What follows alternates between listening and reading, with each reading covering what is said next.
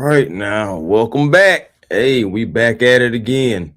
Early morning with it. Not even 10 o'clock just yet, but breaking news has dropped. And as you know, me, A1 Forever, Chris Tipmore, and the guy next to me, Smooth Smitty from Smitty Sports Machine. We had to jump on here and talk about it, man. So y'all make sure y'all come on in.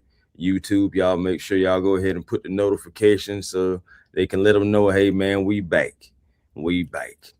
Smitty, how you Hey, feeling? man. Hey, bro, it's crazy that we were talking about this just last night about him working out.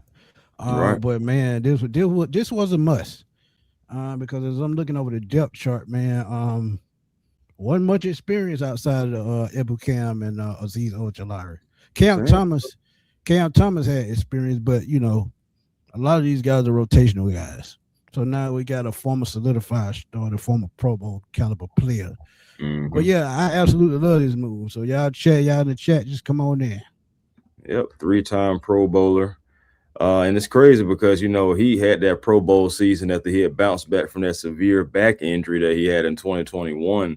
I Right. think he only played one game, had one tackle, and it was out of there. And then he bounced back in 2022 with Minnesota and really kind of reestablished himself. And next thing you know, you go on to Cleveland, have like a 2 year stint there. But also, I know that was the same year he got 2024, the same year he got traded to the Detroit Lions. But Right. still played 17 games, that year in 2024. That is the last time he played a full season because, of course, Philadelphia, 5 games, 1.5 sack, three combined tackles. But he decided to call it a career. I didn't even know, but he had a whole Instagram post and all that stuff behind it that I had just recently seen. And talking about how the game gave so much to him and all that good stuff like that. And he looked did would thank the fans, organizations, every organization that he played for, and etc. And we thought he had rolled on off in the sunset. But the 33-year-old, about to be 34, pretty much when the season starts, he hitting that with that Vince Carter, man. I got one more in me.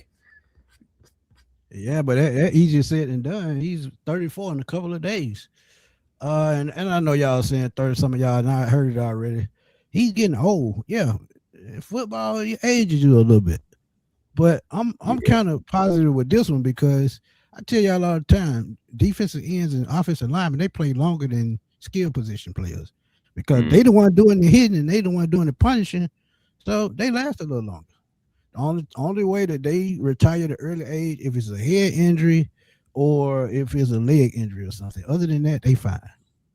But No, let's this not be rude. Say what to the chat before we get started, chat. right? What's going on, man? How y'all feeling? Who all in here today? Who all in here? Willie Doc, thank you for the super. Said Ian kick the tires. Yes. And they thing about it is those are little moves that you ask for, though. I know regardless, with them, I feel like Savan was out there and with the price tag, what could be asked for, all that stuff like that. You have some guys out there that you're gonna have to pay higher than what you just paid ZaDarius Smith as he comes in on a 1 year, $6 million contract, but it could go up to $8 million with the incentives. And that right there tells me, Smitty, that Cleveland, they probably like offered some a good amount of money, probably like five. They may offer five or so, maybe four. But the Falcons, they decided that after the workout yesterday, they like what they saw, whatever they saw out there that Zadarius was able to get through the drills, and they went ahead and went gun ho to make sure that Cleveland couldn't get him, and he didn't go to another workout at all because you remember, Facts. and it's so funny, Smitty, because he even debunked the fact about signing with the Browns before he worked out with the Falcons. He never said he was Yep. working out with them. But a shout out He to just said he Kerry. done another interview. Yeah. Yeah. Go ahead. And shout out to Kerry. Me and Kerry was talking about this as well. And I because she had posted or sent it to me about, hey man, ZaDarius Smith, he going to the Browns. And I was like, oh, well, I see on that same post, he was like, who told you to post this? Like, who told you to post this? I still got to work out with another team tomorrow. And we both was talking. We was like, it would be funny if it's the Falcons. And next thing you know, we started talking about it last night because he did end up working out with the Falcons. So shout out to Miss Carey as well. But Yeah, man, it's gonna be interesting, guys. Like we just needed something to bolster the line, excuse me, the edge room. And honestly, I mean, what else you gonna do? What else you gonna do? You know, hey, at the end of the day, what else you gonna do? This guy, I will say though, the reason why I sound so hesitant, I'm just gonna go ahead and put it out there. I am wondering how much football does he have left? What's his mental like? And I'm not gonna lie to you, bro. Don't don't retire on us after like a game or two or 5 games and all that stuff like that too. I mean, that's the last thing that I remember about you. You retiring. So Yeah. regardless of what the Falcons saw in that workout session and everything like that, will you be able to last 17 games? Are you trying to play 17 games? What is your mental like? All that stuff. And I honestly think that is reasonable to think about because that's the last thing, Facts. the last memories we have of you. So Yeah, and I get where your concern will come in at, but you got to look at the Falcons' edge room as a whole. I have. As I told you last night, told me, and I told you last night, when you look at those, these Ojolari, Samson, Ebukam, these guys are rotational players. They were expected to rotate with the two guys that are currently out right now, one for the rest of the season and one for Mhm. 8 games. And when we get that one game back, this Darius Smith signing will make a lot more sense because then at that point, when he comes back and he gets back into the groove of things, those two players will be rotating in one position, and sometimes you'll see all three of them on the field at the same time. So, and again, I'm not knocking the other guys that we signed, but they're rotational players as well. But the thing with that, And they're more second, third string type rotational players. But the reason why I think this still could work is I'm looking at Nate Ollie. Nate Ollie is the key to all of this. And when you have a good defensive line coach and a good defensive coordinator that can game plan for these guys, it just makes a lot of sense. But Miss Jenny, yeah, we got to break the news when it comes when we can. 24/7. I don't know about that one, but I ain't yeah, gonna lie to you. I don't even drink coffee, but I think I would have to if we start doing something like that. My goodness. yeah. Well, it's a There, reasonable price, right. hold it for yep, to JPJ returns. Absolutely.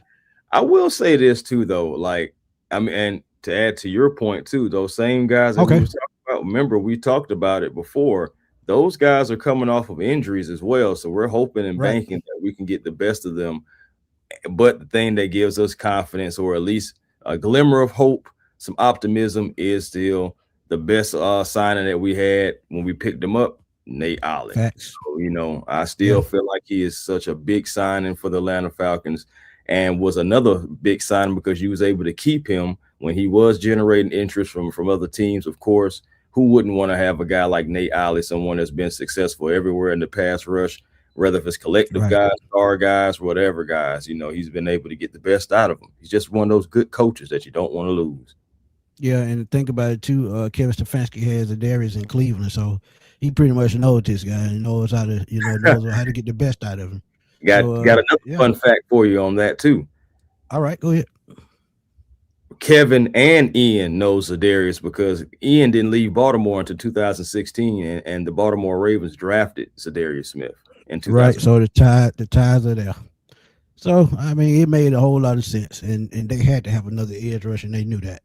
And they had what $35 million in cap space, and they giving out 6. And if he reaches Sims 8, so if my math correct, that's still like 27 million with the 8, 27 million with the 8 after the $8 million signing. So it's still a good little bit of cap room if they still need to make other moves. But I keep telling y'all, we wait on to the end of the preseason. You can see another edge rusher added depending on where he comes from and depending on if he fits the system. And we talked about last night as well, them picking up these bigger edge rushers, having to probably switch back to a 4-3. Now with this signing, they can stay a little bit of more of a hybrid 3-4. So yeah, I mean this is an important signing, man. It is. I will say this too, man. Like I'm really hoping that this is going to be like a resurgence for him. I know sometimes that can be a long shot, but you still got to be optimistic. And the thing about ZaDarius, he's not like a bad run defender. 2025, yes, he only played 5 games, but check this out. He did finish with a 69.5 run grade, and overall was a 77.7 overall for just the defensive grade. Now, the pass rush grade still was passing as well, 74.4. And that was just in 5 games. And again, yeah, he was only 1.5 sack, but he was still generating some pressure. So it's not too sure if it was just, hey man, mentally he just wasn't there or what, but overall, like he's been between the high 60s and mid 80s his entire career on the run grade. Right. And something that we do need is somebody who can at least establish the edge, turn those running backs or just those ball carriers the other way back to the rest of the teeth of the defense. Possibly ZaDarius could still possibly do that. That's what we're hoping for. Agreed. Morning, Miss Drea. Morning. Ghost Peppers, good morning, my guy. Good morning, everybody. How y'all feeling? See, I don't like the. He said he don't like the sign. He hasn't produced nothing. He stay going from team to team. But you got to think, man. Some guys they just feel one need. If you feel one need and that's pass rush, it could be like that sometimes. Another guy that's coming back, Yannick Ngakoue, he's another one of those guys that's just a pure pass rusher. That's what he does best. But I'm gonna be honest with you. Would you have brought Leonard Floyd back on a much bigger contract like last year? I don't think I could have done that. 10 million last year, and he would have wanted around the same this year. Oh, for sure. Because Leonard Floyd is pretty much an enforcer, pretty much like one of those guys that, hey, like, that's what I'm coming in to do. And if he still wants to play, I'm pretty sure it's going to be somewhere between 8 to 10, because that's normally what he is normally getting paid. So, you know, you don't want to take a dip on that. I mean, and I will understand that. But correct. To talk about his production, I will say this. I get the what have you done for me lately? Because again, he in Philly, he only played 5 games, only 1.5 sack, 3 combined tackles, and he was out of there. But in 2017, the last year where he played a full 17 games, that was still a 9 sack season, 35 combined tackles between 2 teams, Cleveland and Detroit. And now, you know, so he's posted double-digit sacks a few times in his career, especially 2022, as I talk about when he came back off of that severe back injury. He played 16 games, had 10 sacks, 44 tackles, and 15 tackles for loss. So I was like, you know, it's kind of tough. Even his first year in Cleveland, bro, he still had 5.5 sacks and 8 tackles for loss. So it's just like, and a forced fumble. So my thing is like this, like, what are your expectations? This is what I'm wanting to start to ask everyone, the Falcon faithful now. What is your expectations on sack numbers, tackles, just production for ZaDarius Smith until JPJ can get back? Because, you know, I just want to know that before I go on to anything else. I just want to know that right there. What is your expectation? My expectation is just be a key rotational piece. I feel like if they can get, and you said it last night, if they can get 7 to 8 sacks out of him or 7 to 10 or somewhere in there, I think that's a win, because you basically really just need him until your other guy comes back. And then those other 3 edge rushers that you brought in, they just rotate out with him. So again, it's going to be by committee this year, and I have no problem with that. And I said this last night. Keyshawn Banks, he showed a glimpse in that preseason opener. If you can get him in, or you can get Braylon Trice to stay on the field, I think you can hold it down until James Pierce comes back. You definitely can. But I'm with Shaka though. We probably need more, and I can see at least one more veteran edge rusher by the time the season starts, depending on, like I said, who gets cut. And bro, listen to what you just said. We still don't know, because we talked about it briefly last night. We still don't know what's going on with Braylon Trice. Like, we don't know if it's precautionary because he's closer to the field, or is it something else going on to where he's not so close to the field? Is he going to start?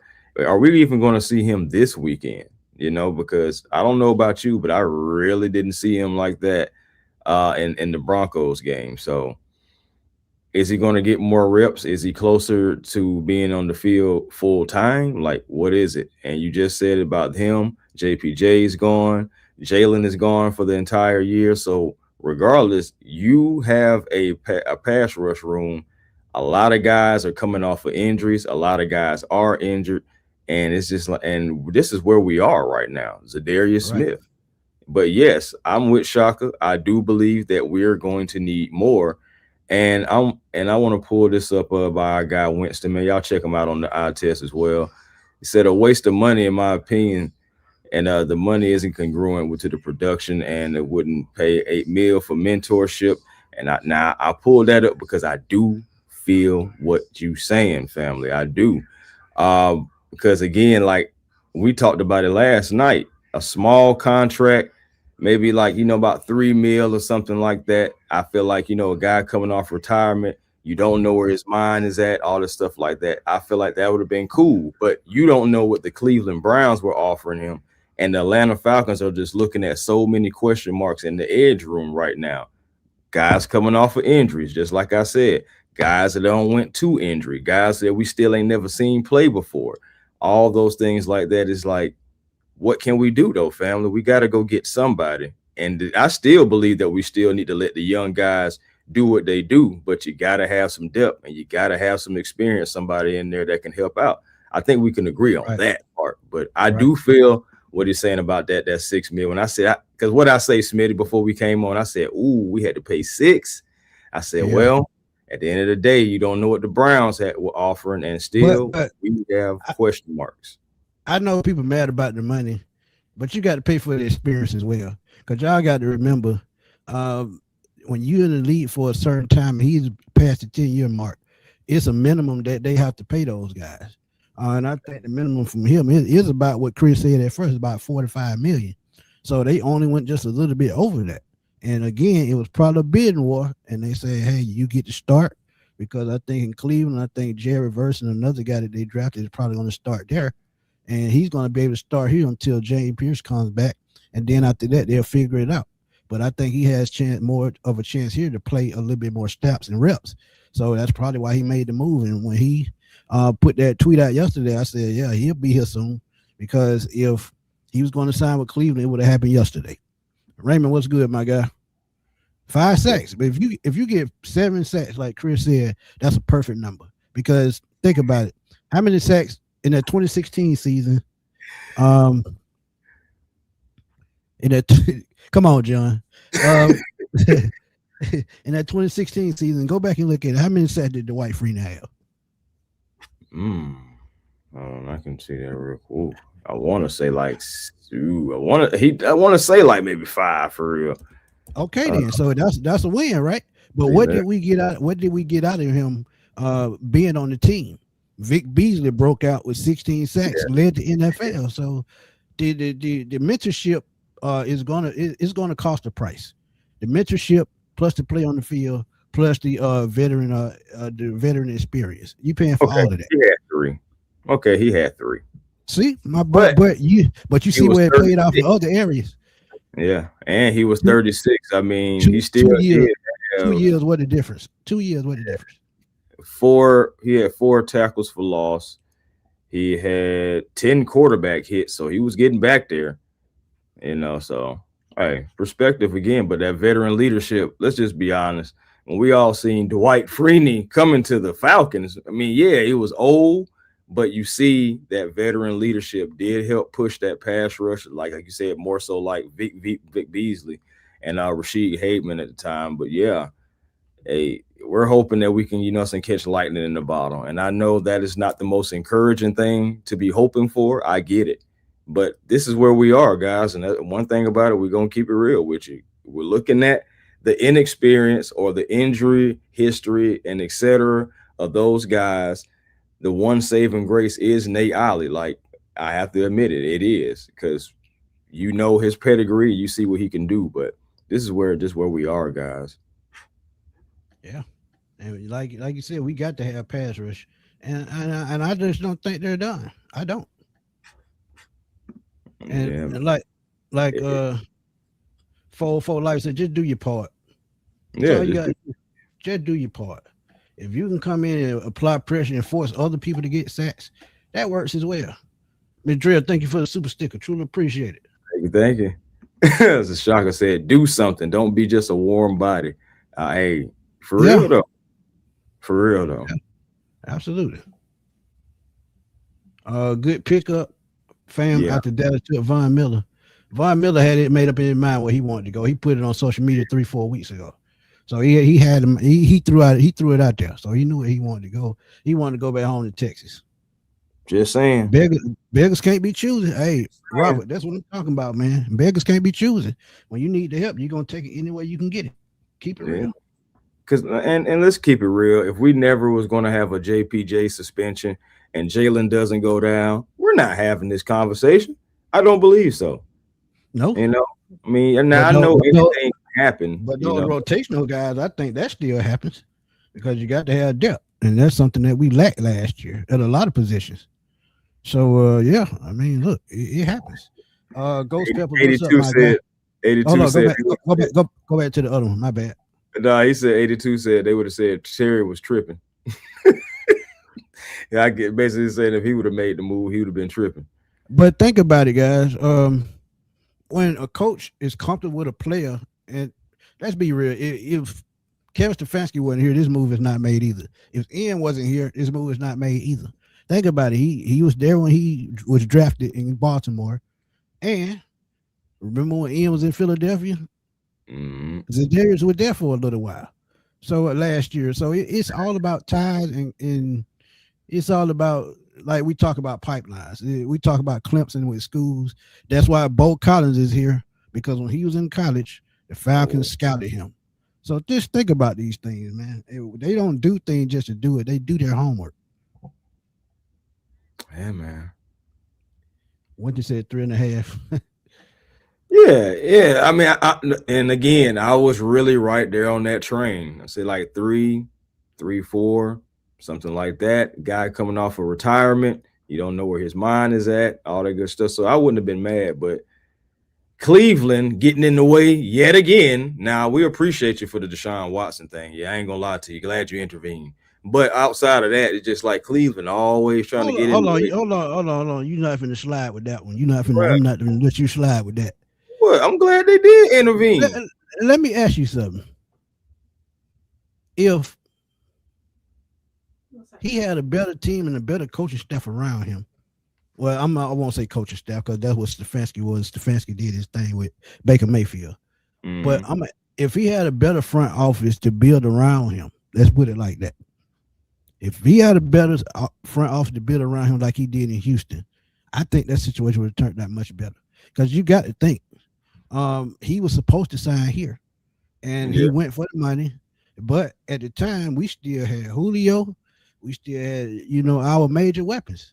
So I think that situation worked out better had he had better coaching. Well, not coaching, but a better front office. Because but the thing with Julio still happened, though, with the whole phone call and I'm out of here, you still had to deal with that. And then you still would have had to ship off Matt, because you wouldn't go. Calvin Ridley, you got to think about that as well. So right, bro. Everything worked out for the best. And who is his GM and his coach? Arthur Smith and Terry Fontenot. Early Terry Fontenot, not the tail end. Oh, yeah, you're right. It worked out for the best. You know what I'm saying, bro? We still would have been in the gutter. Then Deshaun possibly starts getting hurt. So it's just like, we'll see what happens with this. Shay, what's up, my guy? Go ahead. Good? You got it. It said Joey Bosa said would have been a better signing to me and only put him in obvious passing situations. But if you look at his injury history the last 5 seasons, it's just not good. No, it's terrible for the guy. If he missed one step going down the step, twisting his ankle, he had to leave. That's how much he's been hurt the last 5 years. Just saying. He has been hurt though. Tay says this move shows that we don't plan on tanking. I don't think this is the last move they make either. Yeah, that's what we've been saying. We talked about that last night. Matt Ryan is not one of those guys, after what he's been through in his career, to tank a whole season. It's just stupid. And it just doesn't make sense at all. And he wanted to chew his hand off the other night too. Man, he was up there like he could just chew his hand off, bro. Like the product that was out there that day. Man, if a death stare could kill you, he put up one the other day. It would have killed somebody flat. He just had a cold stare in his eye. And Miss Dresser, will we see ZaDarius against the Colts? Uh, I don't think so, to be honest. I don't think so, but I think that third game you were seeing. And that really depends on if they just gonna hold him out to the regular season because of age and because he getting back into shape and things like that. But that's a good question, but I don't think so. I mean, one thing to help whip you into shape is getting out there. You know what I'm saying? That can help too. Because regardless, you can be in the gym all day long. Ain't nothing like when you actually got to get out there and play and run around. That's a different feeling because you're not stationary. Think about it. Weights are mostly stationary unless you're doing walking lunges or something like that. Yeah, but it's more about cardio at this point in his career. Yeah, what you win like? Raymond say he down there in South Georgia, man. K. Vincent say he got a question. Can he still drive that pressure? I think he can. That's just something that you just don't lose. You just don't lose it. And like think about it, Falcons wouldn't have signed him if he didn't do well enough in the drill. Looking like he's generating pressure, they wouldn't have signed him though, because there still is a couple of other options. Not many, but hey, ZaDarius Smith is a familiar face to the GM and the coach. So right, and that's what I'm saying. Familiarity. Yeah. Ghost Pepper said realistic projection for Smith, 5 to 7 sacks over the course of the season, acting as a stabilizing bridge, and that's all you can ask for. That's it. That's it. If we can get up about 5 or 7 sacks, I actually think that's a successful contract. Actually, generate some pressure, get some QB hits, helping that run game. I feel like that $6 million will be well spent. Hey, Buck, that tanking thing that pissed me off to the fullest. I'm gonna be honest with you, bro. When you have talent like the Falcons have, tanking makes absolutely no sense. And like again, it's not in Matt Ryan's it's not in his psyche to be like that. Matt Ryan was a guy that was driven and he would cuss you out on the field. If you got a quarterback that'll do that, guess what? For sure. This is a quarterback everybody keeps asking me about. He has all the tools. Oh, Trinidad. Yeah, he fits. He's the prototypical quarterback in today's NFL. He can throw on the run. He can use his legs. He has a strong arm. Accuracy needs a little bit of work, but in the right system, I think he'll thrive. And him going back to school, getting another year, probably drives his stock up just a little bit. If he has anywhere close to what he did last year at Ole Miss, he's going to be a top 10 pick, maybe top 15. Yeah. Think about it. That's another reason why he wanted to go back, because he wanted to make sure that his final year is going to be the best year, because last year, if he would have came out, he wouldn't have been in no top 10 pick, no first round pick at all. Honestly, he probably would have went in like the 4th or 5th round, honestly. So he's trying to, build that stock, and we'll see what happens. Honestly, I'm hoping we're not drafting a quarterback in the 1st round, because that means just things didn't go your way during the season. That's the only way you're doing that, unless you're drafting them at the end of the 1st round or something. But I still don't even want to do that, Agreed. But we'll see what happens. Melvin said we might as well go get Josh Sweat. I said this on the previous video, and y'all can go check it out. If y'all willing to give up at least 2 first-round picks or 1st and 2nd round picks in consecutive drafts, then you can get him. But outside of that, he's not going anywhere. Because they've already said at least 1 first-round pick. And think about it, he's under a big contract. How many contracts have we signed in the last month? That's 4 big contracts, and still waiting on Jesse Bates to get signed. So, man, it sounds good, but let's keep it real. It's not gonna work. That is tough. Only way it works if they pay half of the contract, and if they do that, you definitely giving up 2 first-round picks. I'm kind of with Jay Black on this one, family. Falcons are not giving up picks for anyone right now. Agreed. Ian has been, remember, guys, let's go back to the press conference. Let's go all the way back. Ian said he doesn't want to be without draft capital anymore, like how he was this year.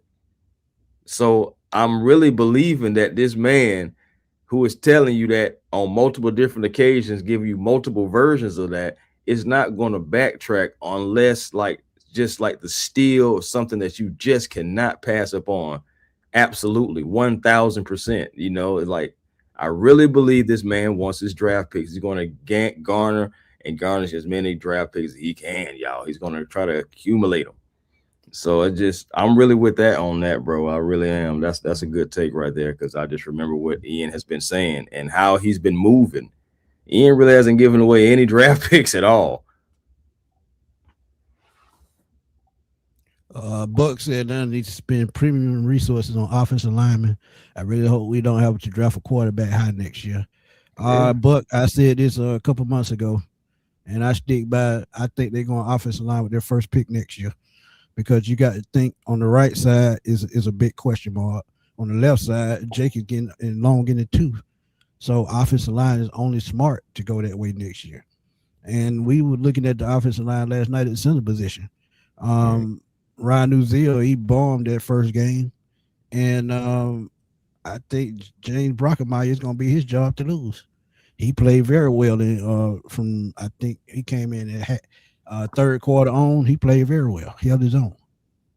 It was pretty good. I'm not gonna lie. The entire line got to get it together, honestly. And I'm pretty sure like Bill Callahan was cussing everybody the heck out too, because that's his specialty. So linemen learning how to play different ways, so make sure that they're covering gaps and everything. It was, like I said, it was rough, but I am expecting bigger and better things this coming Saturday. Saturday at 1 p.m. we play, by the way, too. So early game. We're going to get some early impressions. It's going to be pretty much right after breakfast and brunch.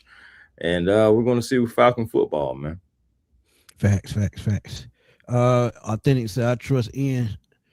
He isn't impulsive as Terry was. That's true to an extent. Terry did panic a couple of times. I agree with that. And you got to know, sometimes they panic because they try to save their job. Remember what Thomas Dimitroff did? He reached on Caleb McGarry, who had a third round grade, and he actually he reached on him, took him at the bottom of the first. And another one, we just saw him get released, Troy Anderson. He reached on that. It was guys, and I'm not gonna get Chris started, but there were guys after him that we could have took that could be producing right now. And then one guy in Denver, he fits the need what we have right now. And you add him to what we had last year, another 57 sack season. That's all I'm gonna say. Hey man, remember, we took a guy that rhymes with Duke in the second round pick too. Right. So let that sink in. Yeah, man. Razor Boy said, see probably playing out like this. We get to a winning record in the season with Tua. Internal conversation happen if he's hurt. Penix comes in and take us to the playoffs. Let Tua go. Keep Strand. I think depending on how much you want to develop a quarterback, I just think Strand should be on the team regardless. Prototypical size. This guy, he wasn't bad. Again, they didn't ask him to do a lot, but he wasn't bad because we've seen people not be asked not to do a lot and still be bad. So shoot, man, I'm happy for Root. I ain't gonna lie to you. I think he fits better with Jacksonville than us anyway. That's my personal opinion. And same with Mason Smith. Mason Smith fit better what we do than Root did. But I just hate that we had a big body guy right there and they took Rook instead because of his athletic ability. I mean, sometimes, to me, Rook is a 4-3 defensive end and not a tackle. He's built like a tackle, but he has quickness and agility like an end. So in a 4-3, it's where he fits. He fits a 4-3 better, and that's what Jacksonville do. So that's why he fits better there. But Devon said, I like the sign of Z Smith. He's a productive edge who can come in and help out immediately. A much needed addition to the roster. Absolutely. I'm with it, man. It's a good one. Big Buck. It's I'd rather have mediocre skill players and elite linemen than the other way around. Love skill players, but we got to build an offensive line, spin that space as a potential vet quarterback. That's true. Yeah. That's true. Yes, that's a good perspective. That's what I'm saying. It's about perspective sometimes. Yeah. But we had to bring you this breaking news, man. Talk to y'all right quick. Yeah, Before man. we get our day started, man, quick 30-minute live stream. We got to get out of there, headed to the streets and go to work.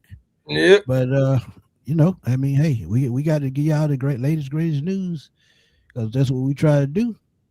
But hey, And Smitty, it wouldn't be me if I didn't go ahead and just say it. Lord, please don't let this be a Matthew Judon situation. somebody just said that in the chat. But I will say this: Matthew Uh, Judon just was used terribly wrong. Remember, that was Jimmy Lake. I said that too. Yeah, he they had him dropping back in coverage, and everybody that's watching him play his career, no, he can't drop back in coverage. He's a pass rusher, nothing else. And I give you another example. What are we doing? I give you another example. People kept saying last year, why didn't Jalen have more sacks than James? James Pierce is a pure pass rusher. Mm-hmm. Jaden Walker is more of an all-around guy that can Around. do more things. He can play Mhm. the middle linebacker position. He can play outside linebacker. He can cover the slot. So he's going to move all over the field. James Pierce is a one-trick pony. Go get the quarterback. That's what he does best. So Mhm. this is why this side is so important. This guy is a go get the quarterback type guy. And one thing we told y'all before we get out of here, keep an eye on Harold Perkins Mhm. and Kendall Daniels.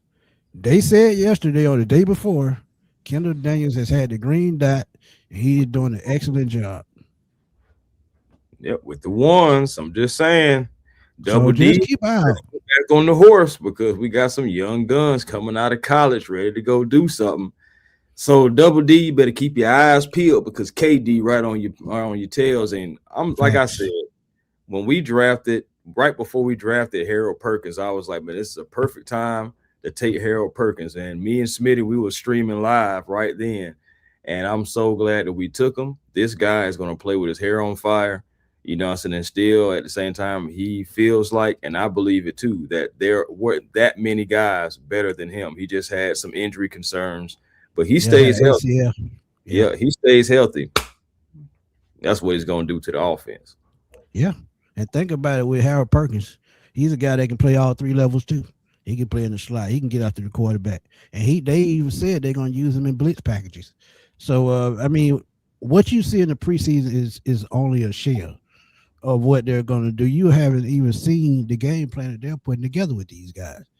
This is why they like versatility, so they can line these guys up anywhere that they need them and let them perform and get the best out of them in the best situations. So you can see Perkins, you can see Daniels, you can see Divine, you can see Christian Harris getting out, all of them getting after the quarterback because it's like Chris says, a NASCAR type thing. Get them out and get them in, get them out and get them in, keep them fresh. Just a constant thing. Just a constant thing. Guys rotating in and out. But that Campbell and Jones 2.0 thing is a good comparison.